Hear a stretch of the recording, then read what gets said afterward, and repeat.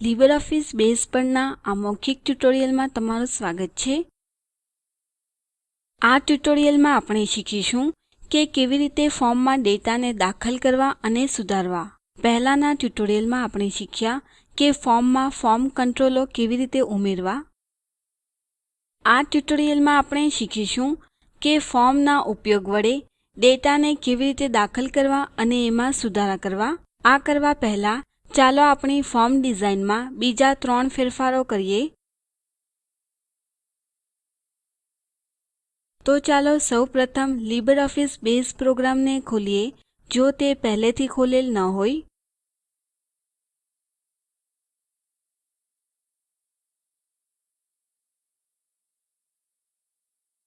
અને આપણું library database file મેનુમાં ઓપન ઉપર ક્લિક કરી ખોલો. હવે આપણે લાઇબ્રેરી ડેટાબેઝમાં છીએ અને આપણે books issued to members form ખોલીશું.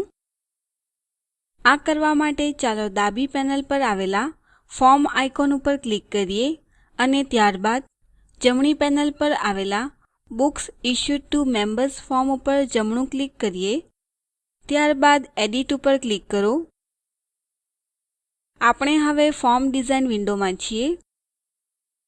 અહીંયા ચાલો સૌપ્રથમ ફોર્મનું માપ બદલીએ જેથી કરીને તે સંક્ષિપ્ત અને ઓછું પ્રભાવશાળી દેખાય. આ કરવા માટે આપણે ફોર્મની ઊંચાઈ અને લંબાઈ ઘટાડીશું.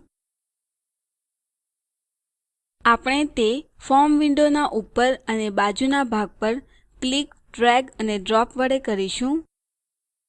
પછી ચાલો આપણા ફોર્મ ઉપર શીર્ષકના ફોન્ટને બદલીએ. ચાલો ઉપર આવેલા ફોર્મેટિંગ ટૂલબાર વડે ફોન્ટને એરિયલ બ્લેક અને માપને 12 માં બદલીએ.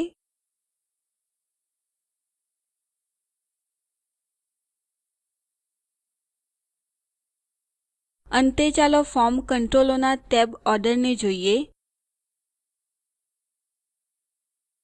આ આપણને ફોર્મ કંટ્રોલો ઉપર કોઈ ચોક્કસ ક્રમમાં નેવિગેટ કરવા માટે ટેબ કળોનો ઉપયોગ કરવા માટે મદદ કરે છે.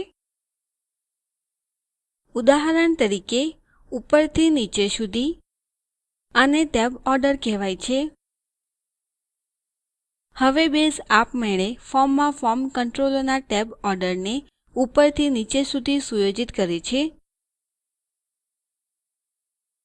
પણ જ્યારથી આપણે કેટલાક ટેક્સ્ટ બોક્સો રદ કર્યા છે અને 2 નવી લિસ્ટ બોક્સો અને 4 બટનો ઉમેર્યા છે, આપણે કદાચ ટેબ ક્રમને મિક્સ કરી દીધી છે. તો આપણે હમણાં આને સુયોજિત કરીશું. ફોર્મ ડિઝાઇન ટૂલબારમાં જે સામાન્ય રીતે વિન્ડોના તળિયે મળે છે તેમાં આપણે આઇકોનો વડે બ્રાઉઝ કરીશું. અને એક્ટિવેશન ઓર્ડર ટૂલટીપ દર્શાવતો આઇકોન શોધો.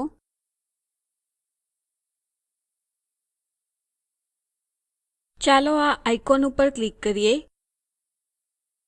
હવે આપણે ટેબ ઓર્ડર શીર્ષક સાથે એક નવું પોપઅપ વિન્ડો જોઈ શકીએ છીએ. આ ફોર્મ કંટ્રોલોને સરખા ક્રમમાં ગોઠવવા માટે આપણે ક્યાં તો આઇટમને ક્લિક, ડ્રેગ અને ડ્રોપ કરી અથવા મૂવ અપ અથવા મૂવ ડાઉન બટનો વાપરી કરી શકીએ છીએ. તો ચાલો અહીં ઈમેજમાં બતાવ્યા પ્રમાણે ટેબ ઓર્ડર ગોઠવીએ.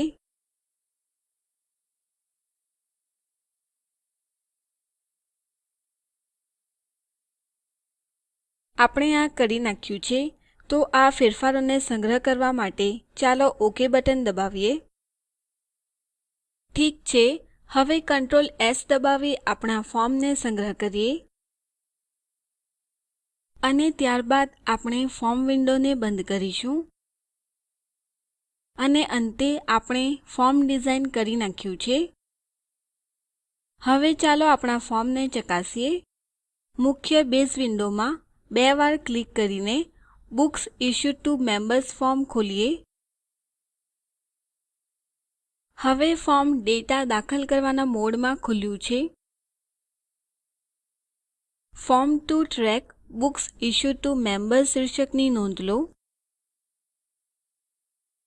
અને અહીં આપણને બુક ઇડ અને મેમ્બર ઇડ ની જગ્યાએ પુસ્તક શીર્ષકો અને સભ્યના નામો દેખાય છે. તે ઉપરાંત આ બુક્સ ઇડ કોષ્ટકનો પ્રથમ રેકોર્ડ છે. આપણે જોઈ શકીએ છીએ કે પુસ્તક શીર્ષક સામે એન ઓટોબાયોગ્રાફી પ્રકાશિત થયેલ છે અને સભ્ય નામના સામે નિશા શર્મા પ્રકાશિત થયેલ છે અને આપણને બાકીના ક્ષેત્રો પણ દેખાય છે. હવે આપણે તળિયે આવેલા ફોર્મ નેવિગેશન ટૂલબાર આઇકોનના મદદથી બધા જ રેકોર્ડો દ્વારા પસાર થઈ શકીએ છીએ.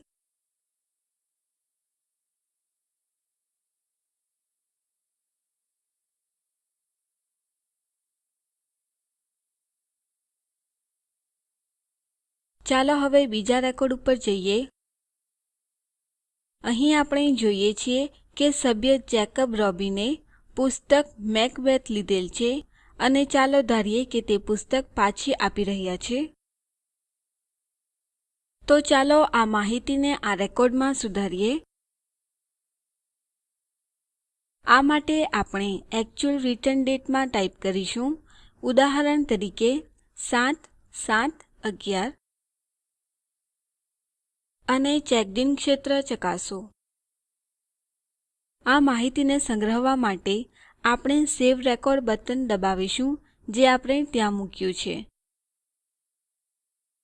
નોંધ લો કે બટન ભૂખરા રંગનું થઈ ગયું છે, જેનો અર્થ એ છે કે હવે તે વપરાશ માટે નિષ્ક્રિય થઈ ગયું છે. પરંતુ જો આપણે આ રેકોર્ડમાં ફરીથી ફેરફાર કરીશું તો બટન ફરીથી સક્રિય થાય છે. ઠીક છે, હવે ચાલો ઉંડો ચેન્જીસ બટનને ચકાસીએ. આ માટે ચાલો કન્ક્વેસ્ટ ઓએફ સેલ્ફ પુસ્તક શીર્ષક ઉપર 2 વાર ક્લિક કરી અને પછી એક્ચ્યુઅલ રિટર્ન ડેટ ક્ષેત્રમાં 5/7/11 લખી રેકોર્ડમાં ફેરફાર કરીએ.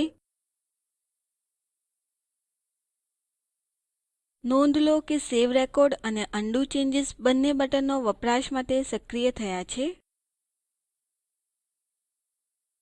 હવે ચાલો ઉંડો ચેન્જીસ બટન ઉપર ક્લિક કરીએ અને જુઓ શું થાય છે. આપણે અંતમાં કરેલા ફેરફારો રદ થઈ જાય છે. નોંધ લો કે કન્ક્વેસ્ટ ઓએફ સેલ્ફ ને બદલે મેકબેથ પ્રકાશિત થયેલ છે અને એક્ચ્યુઅલ રિટર્ન ડેટ 7/7/11 છે. સરસ. ચાલો ડિલીટ રેકોર્ડ બટન ઉપર ક્લિક કરીએ, જેનો અર્થ એ છે કે આપણે આ બીજો રેકોર્ડ રદ કરવાનો પ્રયાસ કરી રહ્યા છીએ. બેઝ રદ કરવા અંગે સાવધ છે, તેથી તે આપણને ચેતવીને કન્ફર્મેશન માંગે છે.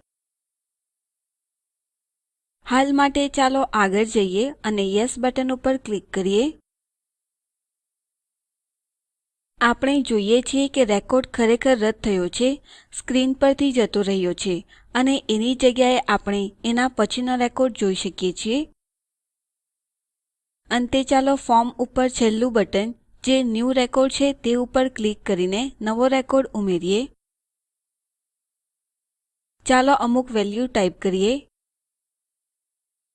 ઇશ્યુ ઇડ એ આપમેળે જનરેટ થતું ફિલ્ડ હોવાને કારણે આપણે તેને અવગણીશું.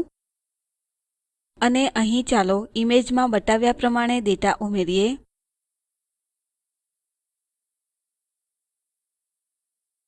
એન્ટ્રીઓને સંગ્રહિત કરવા માટે સેવ રેકોર્ડ ઉપર ક્લિક કરો. આપણે તે કર્યું છે. ડેટાને દાખલ કરી અને એમાં સુધારાઓ કરીને આપણે ફોર્મ ચકાસી લીધું છે. અંતે અસાઇનમેન્ટ છે. સભ્યોની માહિતી પ્રદર્શિત કરતું એક ફોર્મ ડિઝાઇન કરો. ફોર્મનો દેખાવ સંક્ષિપ્ત બનાવો. ફોન્ટ બોલ્ડ બનાવો. સેવ અને ન્યૂ રેકોર્ડ બટન ઉમેરો.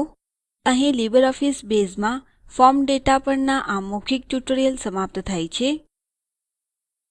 સારાંશ માટે આપણે શીખ્યા કે કેવી રીતે ફોર્મમાં ડેટાને દાખલ કરવા અને સુધારવા. મૌખિક ટ્યુટોરીયલ યોજના એ ટોક ટુ અ ટીચર યોજનાનો ભાગ છે, જે આઇસીટી એમએચઆરડી ભારત સરકાર દ્વારા શિક્ષણ પર નેશનલ મિશન દ્વારા આધારભૂત છે.